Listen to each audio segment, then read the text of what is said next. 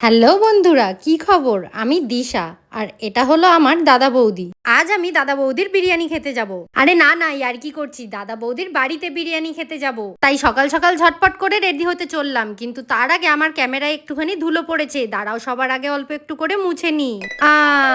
চলো, ক্যামেরাও মোছা হয়ে গেছে আর আমি সুন্দরভাবে রেডি হয়ে গিয়েছি। আমার সাথে আবার আরেকজনেরও নেমন্তন্ন আছে, চলো তাকে নিয়েই ঝটপট করে বেরিয়ে পড়ি বাইরে।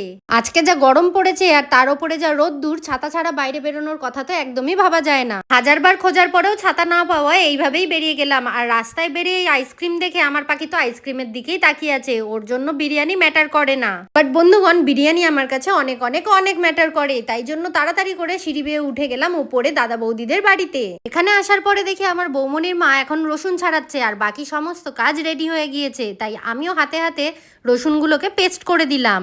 এখন আমাদের সমস্ত কাজ রেডি, কড়াইতে তেল চাপিয়ে দিয়েছি আর মাংসটা তোমরা খালি একবার দেখে নাও, জাস্ট ওয়াও লাগছে। আমরা রান্নাঘরে বিরিয়ানি বানানোর প্রস্তুতি নিচ্ছি আর ওইদিকে আমার পাখি ওর দাদাকে পেয়ে ওর দাদার পিঠে ঝাঁপ দিয়ে উঠে ঘোড়া ঘোড়া খেলতে ব্যস্ত। আর একদিকে চলছে এখন গরম মশলা ভাজা, এইগুলোকে গুঁড়ো করা হবে আর এইগুলো বৌমনির মা কেরালা থেকে নিয়ে এসেছিল। গরম তেলের মধ্যে আদা রসুনের পেস্ট ঢেলে দেওয়া হলো। এরপরে কি হলো সেটা দেখার জন্য ওয়েট করো বন্ধুরা, দেখা হচ্ছে পরের ভিডিওতে।